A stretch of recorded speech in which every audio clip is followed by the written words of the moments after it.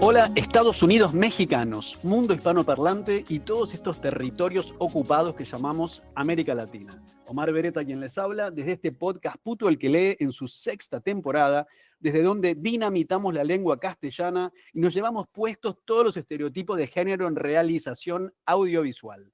Y para eso, nada mejor que estar esta mañanita con esta equipa sensacional que parió el cortometraje Lolo, con dirección de Ana Gutiérrez Salgado, que la tenemos en la sala, y producción de Mariana Flores y Alejandro Moreno Novelo. La música es de Esteban Ruiz Velasco y tenemos presentes aquí a Ana y Alejandro desde la fibra óptica, esto que es el eventazo cinéfilo, sino del año, por lo menos de la semana. Chiques, gracias por la onda de estar tan tempranito acá compartiendo café con leche y micrófonos. Estamos re felices de tenerlas en la sala. Gracias por invitarnos. Muchas gracias. Por favor, estamos nosotras desmayadas del placer. Bueno, vamos a hablar del corto, de Lolo, pero ustedes anoche anduvieron por la UNAM en el conversatorio, ¿no? Este conversatorio que miradas al género, a la violencia y a las corporalidades en el cine de América del Norte, donde presentaron el corto. ¿Quieren empezar por contarnos todo lo que pasó anoche? Sí, pues nos invitaron al CISAN, que es un espacio en donde se estudia, entre otras cosas, América del Norte, y justo nos invitaron a Lolo porque estuvimos hace como un mes y medio en Vancouver presentando nuestro cortometraje. Y entonces, durante el día de ayer y la jornada de ayer, se presentaron otros cortometrajes que se hicieron en Canadá y que estuvieron en el Vancouver Queer Film Festival, que es un festival increíble queer que sucede, como el nombre dice, en Vancouver. Y pues ahí estuvimos nosotros también presentando Lolo. Y pues ayer estuvo muy linda, el espacio fue un espacio académico, pero como muy abierto también pues a la intervención de cineastas, a la intervención como de todo el crew bueno, de los otros cortometrajes y de Lolo. Entonces fue también bien interesante escuchar como las reacciones, las preguntas, estaban estudiantes, maestres, y nada, fue muy lindo regresar a nuestra alma mater, al lugar donde estudiamos. Si bien no estudiamos juntos, todos del crew ahí, pero pues sí yo, por ejemplo, yo estudié en ciencias políticas, o estudié ahí comunicación, para después ya estudiar cine y específicamente cine documental en Argentina, en Buenos Aires. Pero pues también, nada, siempre es lindo volver a la universidad, es lindo volver a estos espacios donde empezamos a crear. De hecho, yo en la universidad fue cuando dije quiero hacer cine y quiero hacer cine documental, pero volver al espacio haciendo cine de ficción fue hermoso. Antes de pasarle el micrófono a Alejandro, te quería pedir, Ana, si nos querías hacer una mini reseña de tu bio con este recorte no del de politóloga, sino más bien el de directora, tampoco documentalista, sino directora de ficción. ¿Cómo es el recorte que hacemos para llegar a Lolo? Y ahí ya le damos la entrada a Alejandro. Pues sí, como decía yo, estudié documental en Buenos Aires, estudié documental creativo. Y a partir de ese entonces, que fue en 2012, yo empecé a trabajar haciendo documentales. Sobre todo encontré ahí un espacio con organizaciones feministas, haciendo documentales para estas organizaciones que tratan aquí en México el tema de aborto, temas de identidad de género, de feminicidios. Y bueno, además de trabajar haciendo documentales con ellas, yo he podido hacer como mis proyectos propios, ¿no? Al mismo tiempo, pero pues siempre el hacer ficción fue una espinita que tenía ahí. y que al final logré quitármela y que fue muy lindo poder hacerlo y también fue muy lindo poder hacerlo con Lolo, porque al final Lolo es amor y amistad y justo es eso lo que yo he estado sintiendo a lo largo de, pues, de mi vida, ¿no?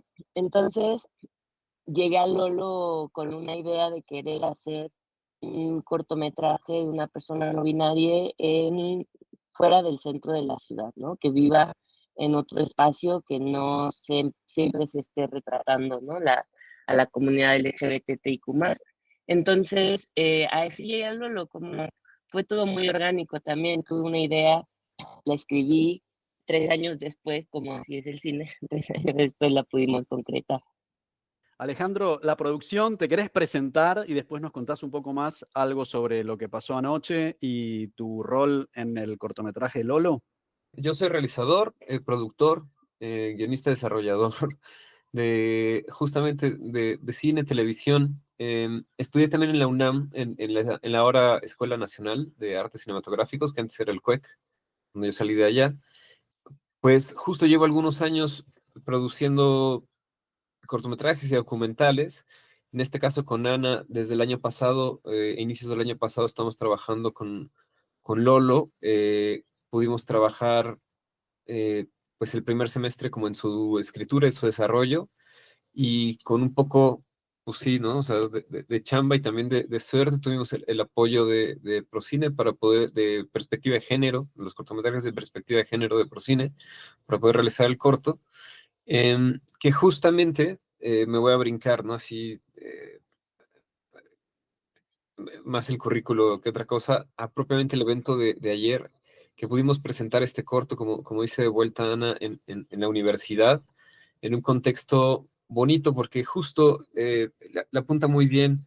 Estábamos rodeados de académicos, profesores, alumnos y todo, pero también hubo una conversión como muy, muy perceptiva, muy proactiva, y tuvimos el chance de poder justo tener a las directoras, bueno, a los directores, tanto presencialmente, no solo Ana, sino también Daniel, también estuvo Emily Clark, también estuvo Alice Wang, estuvo Caitlin, la programadora del Vancouver Queer, junto con el Vancouver Latino, y también estuvo por ahí el director el codirector ahora, perdón, justo te lo dice, el codirector ahora del Vancouver Latino, que es Cristian Cida Valenzuela, y la verdad es que se armó bien bonita la conversación porque pudimos mostrar cortos que en México no habían tenido chance de exhibirse, justamente todos en lindes con lo queer, curiosamente un montón de ellos, o sea, y digo curiosamente, pero todo reflejando como relaciones también relaciones queer más allá de lo erótico, de lo traumático, ¿no? Sino reflejando historias de amistad, ¿no? Pequeñas historias, pequeños brincos de crecimiento de casi todos sus personajes. Tanto Emily Clark nos presenta un documental que se llama, que les recomiendo un montón también, que se llama Is Gay Marriage Next? Que ella habla de una portada de una revista donde vio a una pareja lésbica y ella pues, se identificó y se atrevió a salir del closet y a partir de ello, pues con esta pareja, busca muchos años después a esta pareja y puede contarnos como su historia personal, ¿no? De cómo, en una manera muy breve y muy concisa y muy directa, en cómo ella tuvo que enfrentar, pues, preceptos, ¿no? Para poder siquiera identificarse. Después, Alice Wang nos presenta justo una historia de una historia oculta, una historia del relato oculto de una pareja asiática en China, eh, que se encontraron en un verano y nunca pudieron olvidarse, pero tampoco estar juntos, ¿no? Y, y de ahí, pues justo tuvimos, y ya nada más para terminar justo con los cortos, porque sí me interesa mencionarlos para que también la gente ojalá los busque y ojalá los pueda ver. Eh, Tuvimos El Paisa, el cual es un cortometraje. Daniel Duiges Carrera, que dirige este cortometraje que se llama El Paisa, que es justamente de un chico latinoamericano, bueno, de orígenes latinoamericanos en Estados Unidos, pues buscando un poco dónde encaja, ¿no? Y no encaja justamente con los patrones viriles, pues machos, ¿no? De algunas facciones pues, de nuestra propia comunidad latinoamericana e incluso obviamente de Estados Unidos con su racifascismo, ¿no? Y por otro lado, encuentra justamente en la amistad un espacio donde puede ser este cortometraje junto con Roll By, que fue Lyra, esta directora de 19 años, que hizo un cortometraje apenas, nos contaba que a los 18 años hizo este corto sobre igual una chica que tiene que encontrar en sí misma, en su propia identidad, en su propia, como en su propia revelación, su propia autorrevelación de quién es o dónde puede pertenecer incluso con mayor calma, encuentra justo otro grupo de amigos que le permite ser. Y pues Lolo, ya para terminar y para justo entrar otra vez en materia con nuestro cortometraje, pues Lolo también es eso, ¿no? Es el como el poder de la amistad. E insisto, más allá del trauma por el cual nuestro personaje está en un inicio pasando, puede encontrar en un grupo de amigues, pues, identidad, paz y justo un espacio para poder, pues, poder ser, ¿no? O sea, para poder ser, que eso de pronto resulta bastante difícil en muchos contextos. Hablábamos incluso ayer que hasta en el contexto artístico, creativo, de los festivales, etcétera, hay como todavía mucha marginación al respecto de poder hablar de otras historias, ¿no? Y bueno, eso fue lo que pasó ayer, mostrar todos estos cortos, poder hablar con todos estos directores, creo que fue súper rico y ahora pues eso, estamos contigo queriendo compartirles también esta historia para poder mostrarla en más lugares, ojalá sea posible. Bueno, se están abriendo un montón de temas acá que tenemos que, ya está, ya sé que no nos va a alcanzar la hora, pero bueno, una cuestión muy importante es esto, ¿no? La importancia, esto que vos nos decís de los festivales afuera de nuestros países en los que se puede mostrar el cine queer de nuestros países, que eso, bueno, es un tema muy importante a ponernos las pilas de cómo hacemos para que nuestro cine se vea, porque nuestro cine es muy importante. Por supuesto, recién hicimos, tengo que hacer referencia a la Escuela Internacional de Cine y Televisión de Cuba, donde estuvimos haciendo un taller el año pasado con Cintia Angélica, que es la que nos puso en contacto con Alejandro, así que le mandamos un besito a esa maravillosa directora mexicana que la amamos y que la queremos mucho, que fue un placer haber compartido taller con ella. Y sobre este tema hicimos en el episodio 118, el episodio anterior, con Isa Sáez Pérez, también de España, que nos conocimos en la escuela en Cuba, un episodio sobre un debate sobre si existe el cine queer, que paradójicamente fue una cuestión que nos surge a partir de una trifulca bastante amarga con un profesor de la escuela que dice que no, el cine queer no existe, ¿no? Bueno, por supuesto, no nos vamos a cansar de decir que el cine como herramienta de comunicación y de lucha no puede ignorar esta gran batalla de nuestro tiempo, que es por el género y por la diversidad. El cine siempre se encarga de llevar adelante estas historias y esta es la historia del momento y bueno, la importancia de nombrarnos para existir y de hacer cine queer para resistir. Ahora, esto que ustedes nos dicen tiene que ver con este universo propio que tiene el cine queer y especialmente con el tema de la relevancia de las amistades, que tanto en Lolo como en muchísimo cine queer, esto tiene que ver con esa familia que no está más y que o que no funciona o que es disfuncional y que viene a estar reemplazada de alguna manera. El otro día un amigo mío, un maricón divino de Buenos Aires, decía, tenemos que empezar a buscar otra palabra, porque esto de decir que es la familia elegida, familia tiene tanta connotación negativa que tenemos que buscar una palabra nueva para estas familias queer que nos armamos a partir de las amistades, ¿no? Así que esto en común que tenemos, que es la relevancia de las amistades en el cine queer, la identidad y el amor, esta forma de resignificar nuestras historias y también esta gran responsabilidad por parte de los realizadores y de todo el crew para que dejen de ser historias traumáticas y de tristeza y que se muestre también la felicidad de que nuestras vidas también vale la pena ser vividas, ¿no? Como en esta realizadora china, me parece que comentaste, que bueno que vernos, ¿no? Vernos nos anima a poder existir.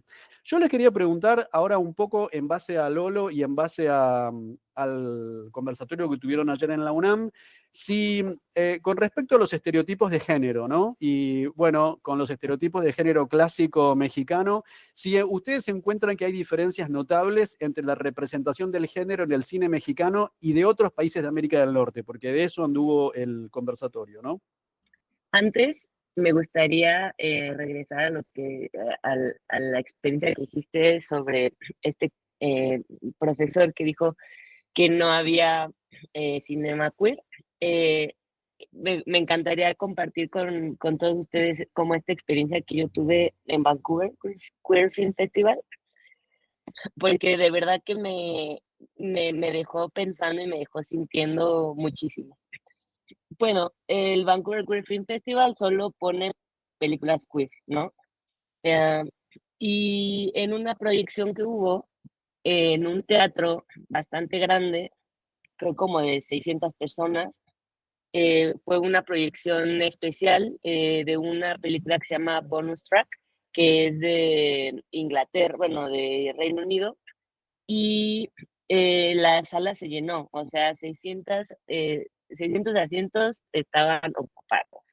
¿Y quiénes lo ocupaban? Pues los que seguían, desde directores que fuimos a presentar nuestras películas, a el público que sigue año con año a este festival.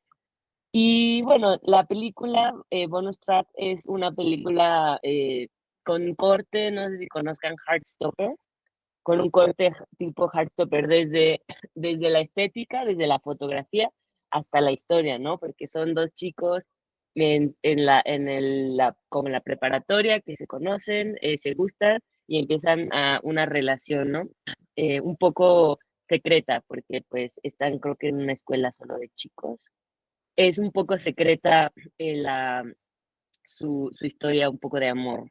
Entonces, pues éramos, y realmente no había, o sea, es una película que estaba dirigida para jóvenes, para adolescentes, para chiques de la prepa, de la universidad probablemente. Y pues no había, ese no era el público que estaba en la sala, era el público de adultos, treintañeres, de 30 para arriba, ¿no? Bueno, pongamos 25 para arriba.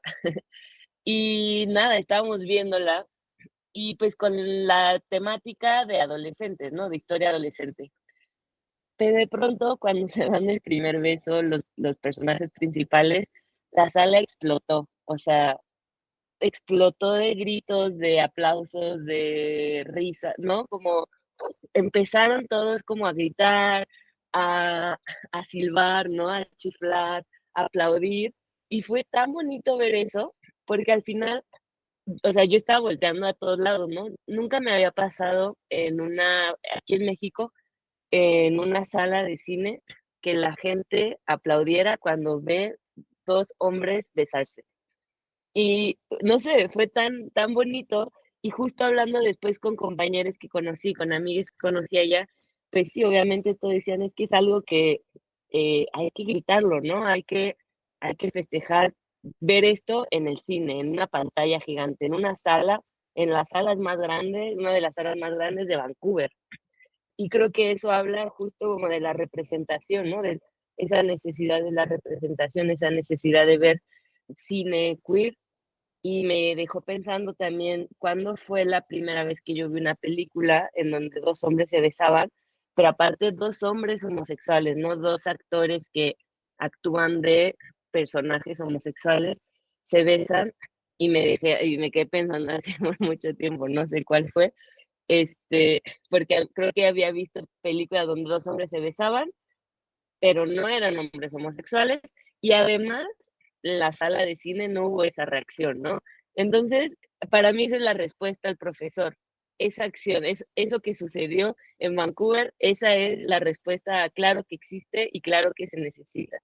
Yo les había preguntado si existen diferencias, si hay diferencias entre la representación del género en el cine mexicano y en otros países de América del Norte. Un poco enganchando con el conversatorio, ¿con qué estereotipos de género clásico mexicano han tenido que romper en Lolo? Que no te importe lo que digan, Lolo. Ya sabes lo que dicen. A palabras necias, oídos sordos.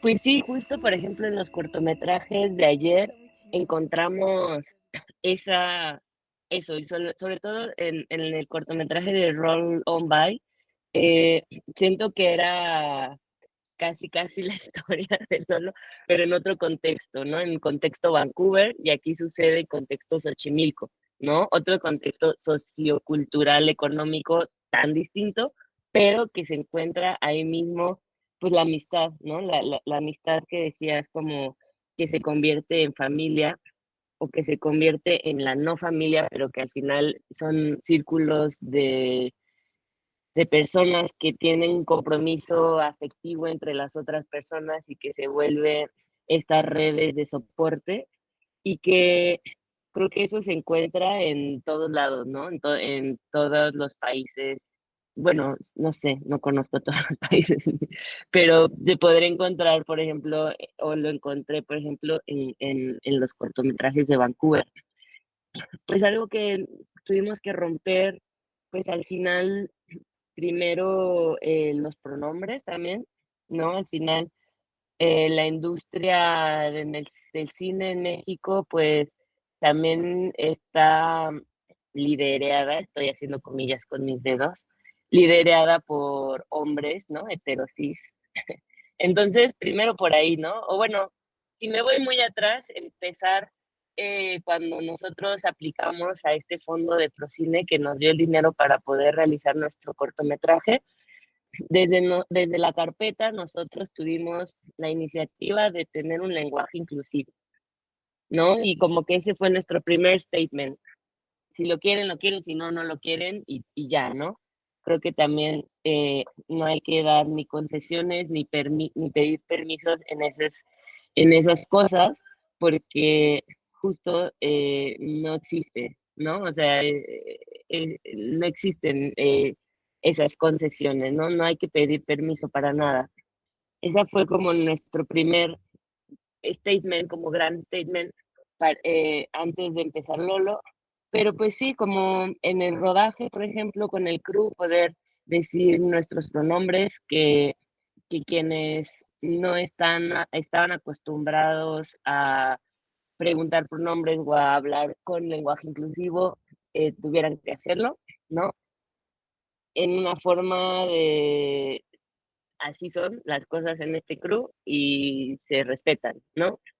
Y la verdad, además de que mucha parte del crew es también parte de la comunidad LGBTIQ+, la otra parte que no lo era o que no lo es, pues lo tuvo que adoptar, ¿no? Y creo que tampoco hubo mucha resistencia al respecto, porque al final de eso se trata el corto. Entonces, me parece que también era una cuestión de coherencia, ¿no? Una coherencia desde lo profesional y personal.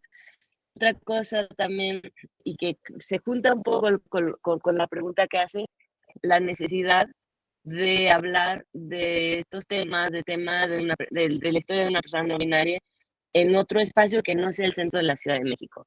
¿Por qué? Porque, por ejemplo, las series o las películas, los cortometrajes, al menos aquí en México, no sé cómo sea en Latinoamérica o en otros países del mundo, estas temáticas suceden siempre en el centro, siempre en los espacios donde se concentra el entretenimiento, digamos, nocturno o para la comunidad LGBT o donde están como los barrios hip, ¿no? Los barrios de moda, en donde ahí es cool, ¿no?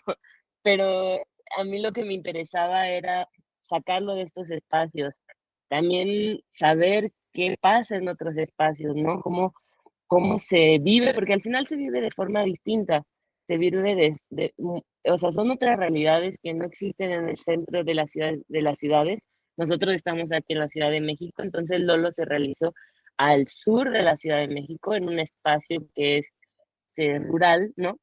O medianamente rural, no es la Ciudad de México del centro de la Ciudad de México, ¿no? Que se ve normalmente, por ejemplo, en películas o en series, es el sur donde se trabaja el campo, donde son otras dinámicas, son otros tiempos incluso, ¿no?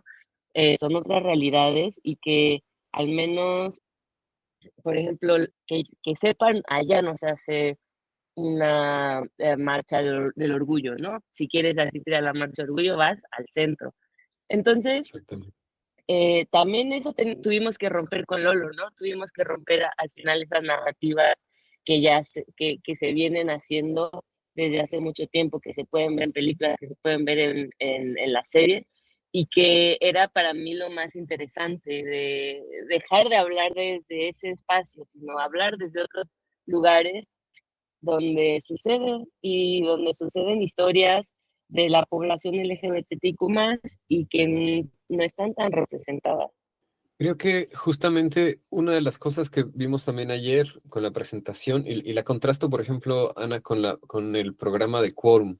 Ayer vimos, más allá de que esté bien, mal, mejor o peor, ayer vimos como dice Ana, como relativamente una historia trasladada a diferentes lenguajes, ¿no? A diferentes extensiones territoriales, a diferentes edades, incluso aunque, bueno, por ejemplo, entre Lolo y los procesos de Roland Bay habrá como 4 o 5 años nada más, o 3 o 2 quizás, pero incluso también con el Paisa, que también es un personaje adolescente, pero a quienes lo reciben son mucho mayores, ¿no?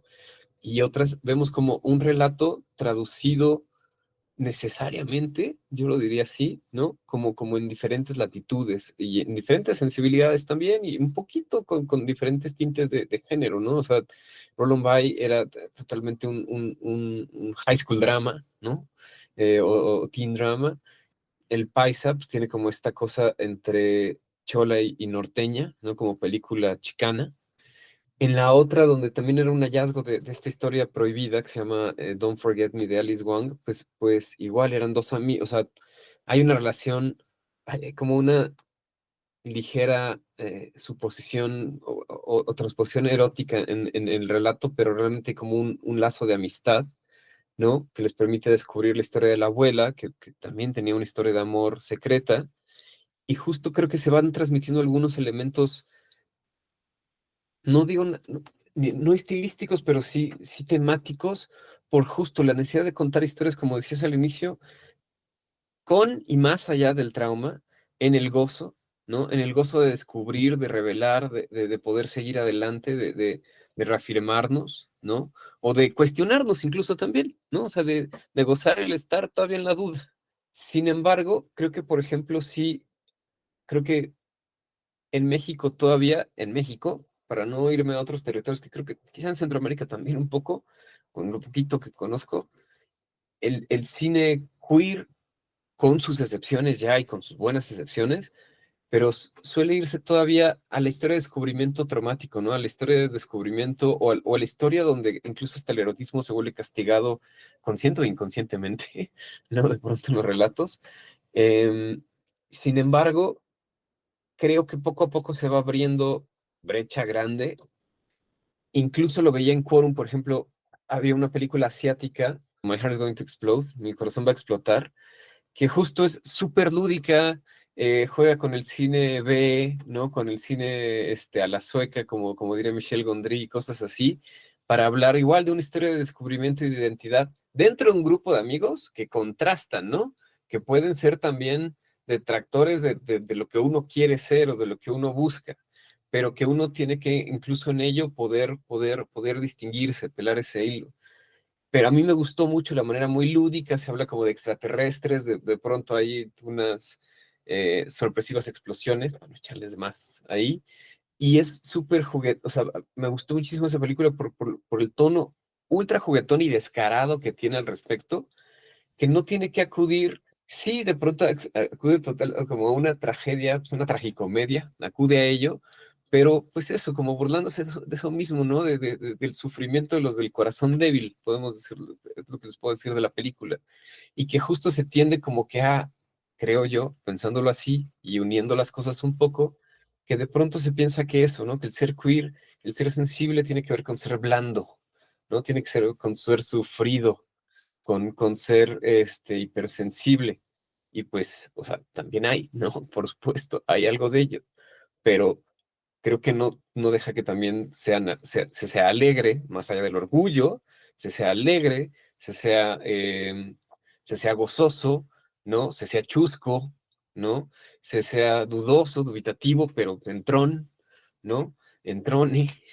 Entonces, creo que de pronto ya no estamos abriendo esas historias, pero sí llevábamos una tradición, oye, todavía cargamos con ella, de exponer nuestros relatos con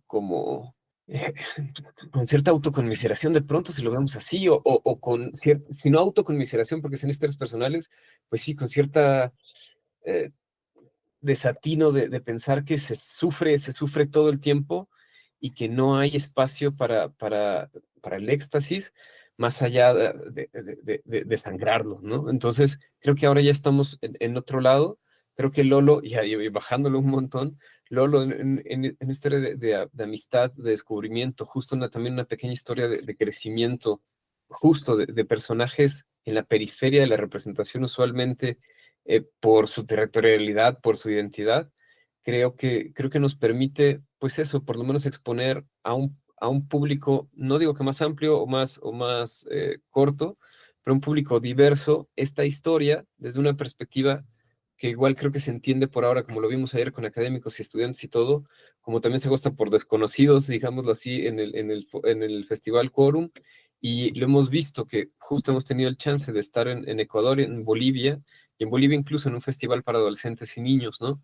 Entonces, creo que esta historia da para ello, o sea, esa manera de manejar este relato, la habilidad narrativa y la habilidad en la dirección de Ana, junto, obviamente, con todo nuestra equipa, nuestro crew, y el elenco, que son unos chicos que están debutando, pues creo que justo, ojalá creo que con este tipo de relato podamos permear un poco en abrirnos hacia eso, en abrirnos hacia la duda, hacia la búsqueda, hacia el encuentro en la amistad, encontrar un poco de sosiego más allá del sufrimiento, ¿no? Sensacional. Estamos con un montón de cuestiones a las que estamos confluyendo y así en forma rizomática nos estamos yendo por las ramas y volviendo al centro, que eso es lo que más nos gusta. Estaba pensando un poco esta que comentaron también durante la charlita recién de el cine que ocurre en los locales nocturnos de las ciudades, en los barrios más así hip, y el cine de periferia, el cine de lo que queda afuera, el cine de lo que muestra algo de la violencia social también de nuestros territorios. Y algo que me impactó favorablemente en Lolo es, hay como una sutileza para marcar de una manera muy fluida, muy serena, muy poco beligerante, cuestiones muy importantes, como atacar así como algunas cuestiones muy importantes, que es una palabra que refiere algo así y usted lléveselo a su casa y piense, ¿no? No le damos todo masticado, que eso es como una forma, una apuesta muy interesante del cine. Yo quiero decir, así es como debería ser el cine, pero bueno, no. Pero así es por lo menos como el cine que nos gusta a nosotros. Con respecto a la violencia económica y a la violencia de clase, que es un tema que nos atraviesa en todos estos territorios ocupados que llamamos América Latina, ¿no? Se ve esa ciudad brillante allá a lo lejos, se referencia a la burocracia por el cambio de género en los papeles, a la señora del cine en el que no la dejó entrar al baño al que Lolo quería. Un par de veces se menciona tangencialmente la maquila, ¿no? ¿Cuál fue la manera de escribir para abordar esta violencia de una manera tan crítica y responsable? Y también, ¿cómo creen, si creen que hay una diferencia significativa en cómo representamos la violencia en el cine independiente versus el cine comercial?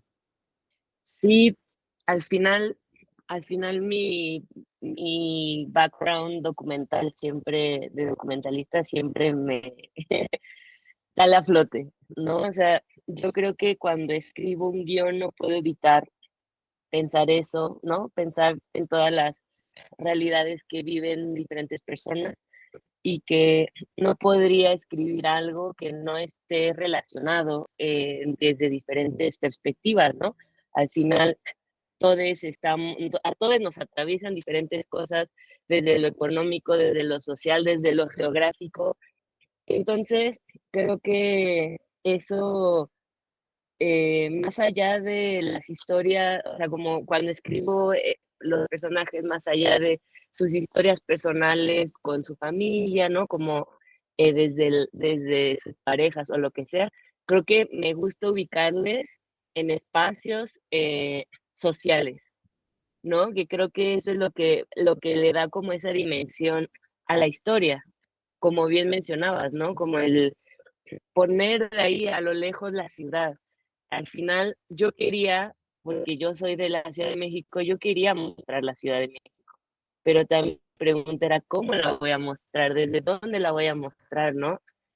No quiero mostrarla desde lo típico, desde el tráfico, desde esas tomas que no tienen nada que ver con Lolo tampoco, ¿no? Entonces, ¿cómo ubicar a un personaje que no está dentro de ese monstruo, pero que sí está, pero que no está, ¿no? Como que lo ve desde monstruo, ciudad monstruo me refiero, está lo ve desde lejos, pero también es parte de esta ciudad, ¿no? Entonces, justo como que había retos para mí de cómo mostrarlo. Por ejemplo, yo me escribí textos como nada más para mí, para poder entenderme, para poder entender la historia que quería escribir, sobre qué significan los espacios que habita Lolo, ¿no? Como qué significa la chinampa, que es el espacio en donde trabaja la tierra, qué significa o sea, ¿qué él significa como en lo social, en lo personal, no? El tianguis en donde trabaja, ¿qué significa también el mirador en donde está con sus amigues cheleando? Entonces, sí, yo no podía ignorar esas cosas que al final hay muchas veces que se ignoran, ¿no? Como en películas, y creo que eso se siente, se nota cuando ves una película que es como bastante superficial y que al final podrías agarrar esos personajes y llevártelos a otro espacio y podría suceder lo mismo, ¿no? Justo, yo no quería eso, yo quería que fuera como totalmente orgánico también de la situación, del espacio en donde habitan, de, de la situación socioeconómica que viven personas, por ejemplo, que venden en un tianguis, que venden en un mercado, o que, o que son personas jóvenes que no pueden, por alguna u otra razón, no van a la universidad, ¿no? A estudiar, sino que tienen que trabajar en donde se pueda, ¿no? Porque al final hay veces que no tenemos esa opción, no hay esa opción de elegir yo quiero hacer cine, ¿no? Sino que tienen que agarrar las opciones que estén y tomarlas, porque si no, no hay otra. Ese fue como mi acercamiento. Ujú.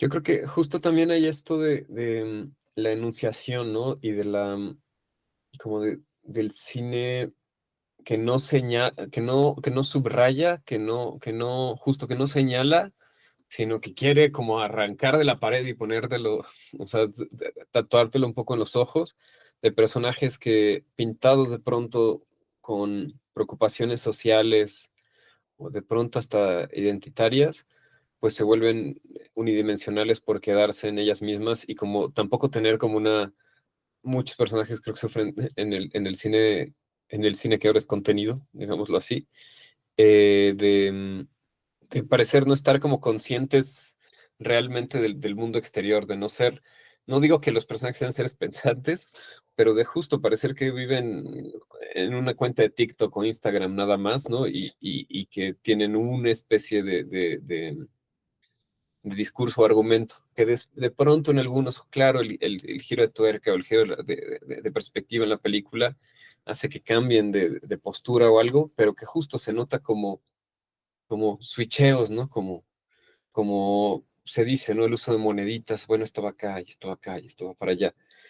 Creo que justo en el cine, yo veo más ahora en cortometrajes, tanto locales como internacionales, esto de hablar de nuevo como de los temas de la comunidad, sin tener que, o sea, cargar la bandera, ¿no? Y los tatuajes y tener los colores pintados en la cara, por decirlo de alguna manera, y al mismo tiempo sí ser muy buenos para poder, como tú lo mencionas con Lolo, creo que también son grandes logros de lo que hace Ana en el corto, que es plantear al personaje con varias direcciones y dimensiones y varios problemas, no solamente el que le está pasando en la cabeza o el que se está enfrentando a un malo, ¿no?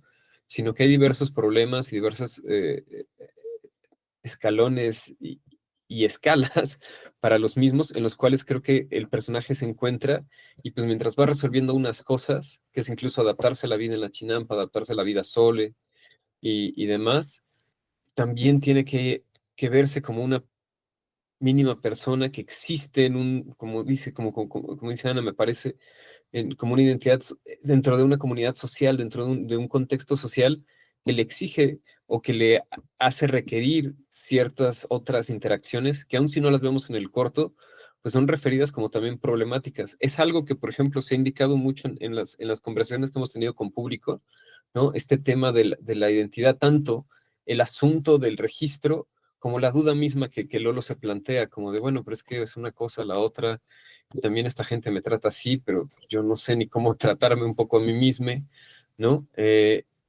Y esa manera, justo sin tener que hacer un discurso, y lo digo así, estoy pensando en una película muy plástica, la muñeca más famosa del año pasado, ¿no? Que justo era como, a mí me pareció que está muy bien y tiene cosas muy buenas, creativamente también, pero que todo el discurso todo el tiempo está aquí, aquí, aquí, tengo que estar diciendo lo que significo y lo que es.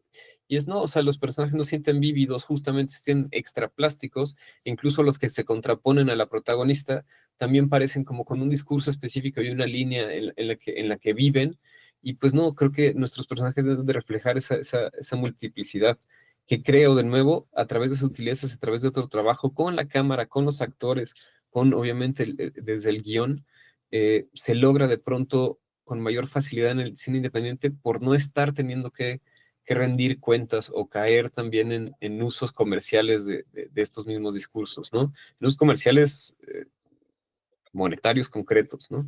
Entonces, bueno, creo eso, creo que encontramos en las películas que nos han acompañado en estos programas y en esta misma, como esa posibilidad de hablar diversas cosas sin tener que, y aún gritándolas, como nuestros personajes hacen en un momento de la película, y aún gritándolas, no tener que parecer como un discurso acartonado y plástico, sino realmente por algo por lo que se está pasando. Bueno, la charla nos va dejando, nos va confirmando la importancia de ver cortometraje y de hacer cortometraje, ¿no? Hay cuestiones que, bueno, en el cine comercial no se pueden llevar porque, no sé, porque son otras dinámicas, porque el capitalismo impone otras reglas de juego, y por eso la importancia de seguir haciendo cortometrajes y cortometrajes queer, y además, chicas, de ir a los festivales y ir a ver los cortometrajes queer. Eso es muy importante. Yo paso un chivo, un poco en línea con lo que veníamos charlando sobre el cine queer.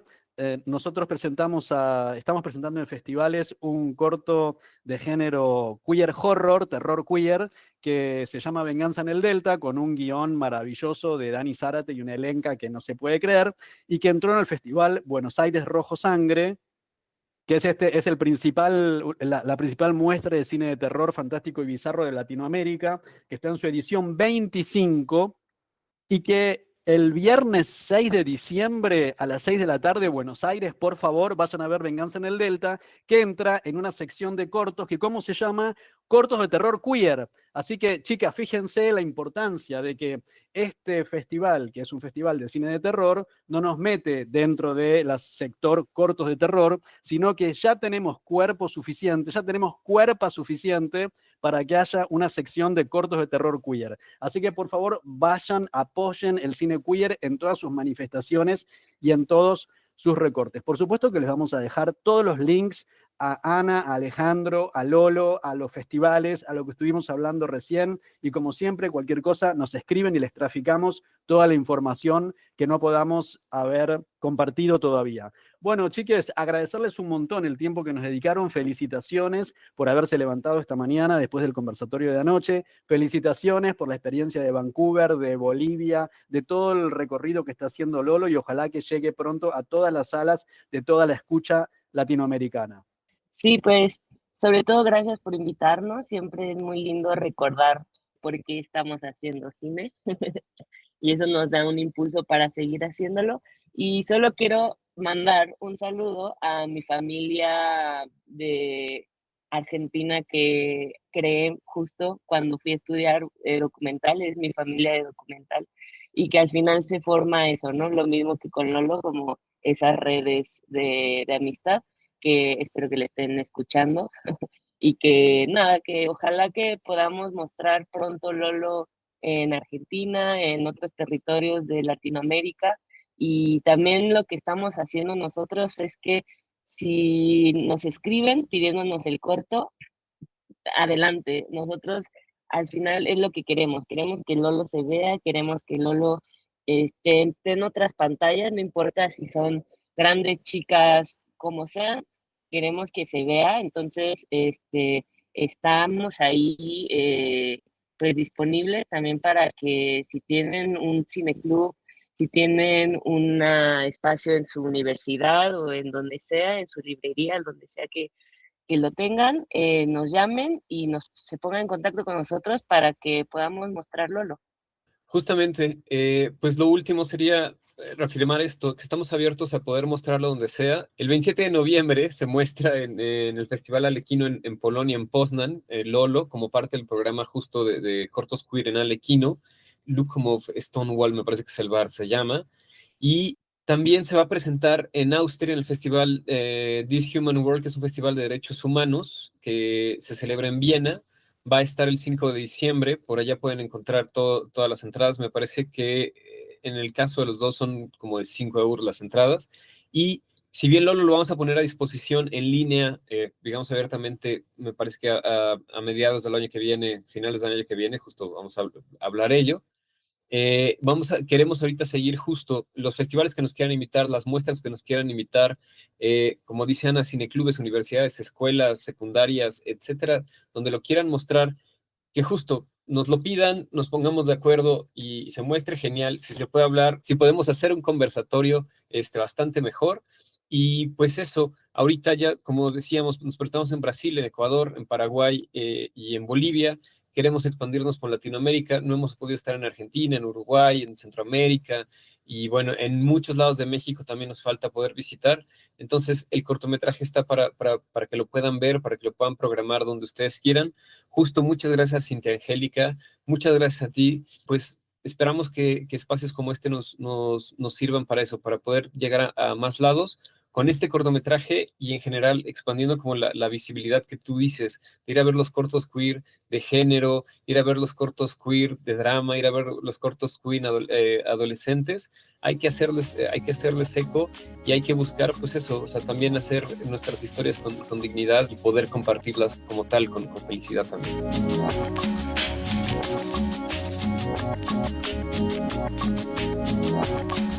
Esto fue Puto el que lee, tu podcast independiente y autogestivo. Conduce Omar Beretta. Producción Miguel Buendía. La cortina musical es el tema Zona Roja de Mnesis. Seguinos en Facebook y Twitter, Puto el que lee 108. Y en Instagram, Censurado 108. Para todo el mundo, educación sexual integral y laica. Hasta la próxima.